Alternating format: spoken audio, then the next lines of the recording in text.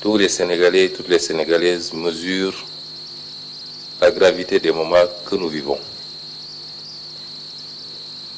Il est extrêmement difficile d'intéresser les Sénégalais sur des questions qui relèvent d'une certaine technicité, particulièrement quand il s'agit des finances et du budget. Mais en langage très simple, je voudrais que les Sénégalais comprennent la situation. Et il était important pour nous de dresser cette situation de référence bien avant de vous présenter le nouveau référentiel le 7 octobre. Vous ne pouvez pas faire des projections sur les 25 prochaines années si vous n'avez pas fait l'état des lieux et la situation dans laquelle vous trouvez le pays. C'est d'autant plus important que, en tant qu'acteurs politiques, nous avons promis aux Sénégalais. Nous avons mené une lutte politique pendant 10 courtes et longues à la fois années, qui ont été consacrées par l'élection du président Bassirou Diomaye Faye. Et nous avions promis aux Sénégalais que nous les mènerions au sommet du gratte-ciel. Et je confirme ici que par la volonté de Dieu, nous le ferons. Mais en le faisant, même si nous soupçonnions, et même si nous avions quelques éléments de preuve que la situation du pays n'était pas au beau fixe, nous étions loin de nous imaginer que les choses étaient si catastrophiques. Et donc ce que je voudrais dire, c'est que pensant être au premier étage, nous avions promis d'accélérer les choses pour amener le pays au sommet. Après l'inventaire et l'état des lieux, nous nous rendons compte que nous trouvons le pays au 4e sous-sol. Il nous faudra faire un effort de rattrapage qui exigera de notre part à tous beaucoup de sacrifices. Mais en langage beaucoup plus simple, c'est que le ministre vient de nous dire, c'est que les autorités que nous avons remplacées ont menti au pays et ont menti aux partenaires en falsifiant les chiffres publics, en donnant des données erronées, au moins sur les 3 aspects qu'il a soulevés, mais vous pouvez le considérer sur tout autre aspect, en l'occurrence ici, le déficit public, qui est au double de ce qui a été annoncé pendant tout ce temps. La dette publique, qui est 10 points plus élevée que ce qui a été annoncé. Et de manière constante d'ailleurs, de 2019 à 2023. L'exercice aurait pu remonter plus loin. On aurait su ici, la tendance avait pris départ un peu plus tôt, mais les 4 exercices nous suffisent pour voir à quel point le régime du président Macky Sall a menti au peuple, a menti aux partenaires, a tripatouillé les chiffres pour donner une image économique, financière et budgétaire qui n'avait rien à voir avec la réalité. C'est d'une gravité extrême. D'une extrême gravité. Sur le 3e point, il a abordé la question du surfinancement.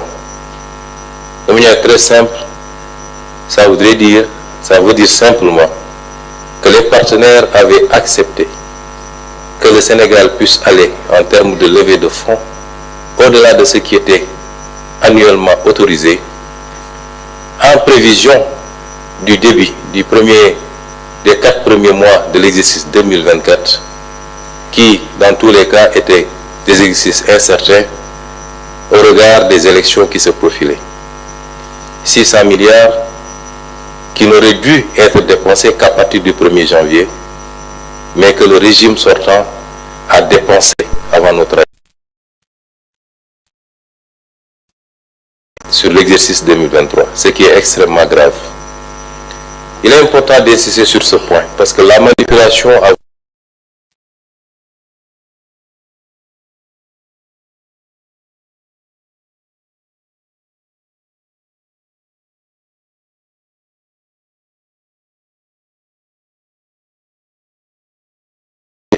plus de 300 et quelques milliards par l'ancien régime. Et au moment où on parle, nous ne trouvons nulle trace de l'utilisation de ces fonds. Ce qui est totalement faux. Ça a été utilisé et de manière injustifiée pour plus de 300 et quelques milliards par l'ancien régime. Et au moment où on parle, nous ne trouvons nulle trace de l'utilisation de ces fonds.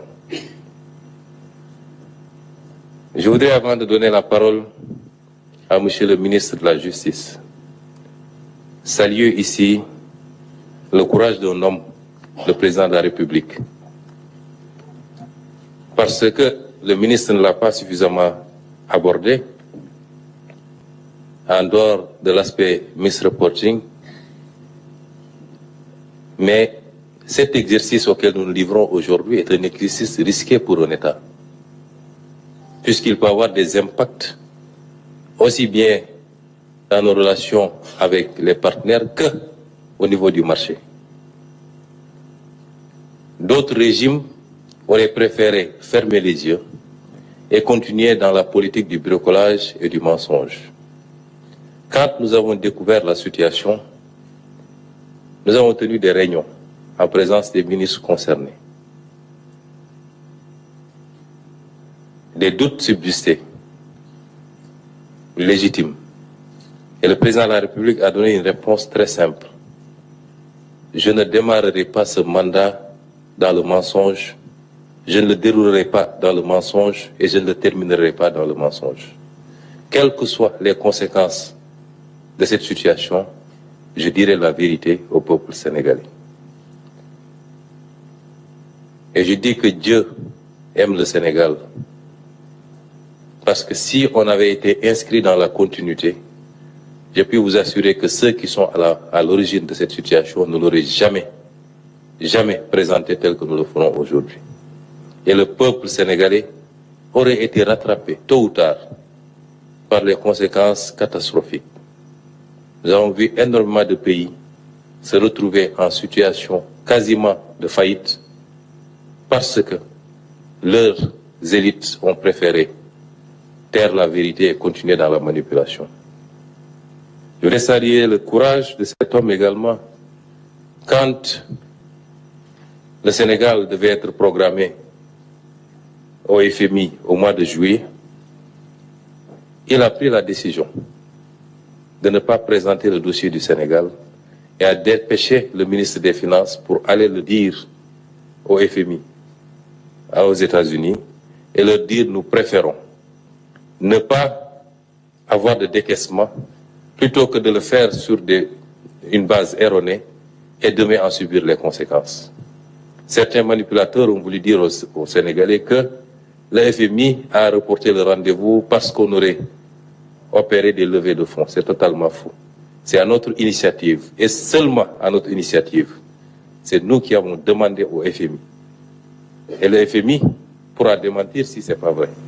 C'est nous qui avons envoyé, dépêché une délégation pour dire au FMI que nous préférons reporter ce rendez-vous, le temps de terminer le travail que nous étions en train de faire, et de pouvoir nous présenter à lui dans des conditions qui reflètent la situation du pays. Ces précisions sont extrêmement importantes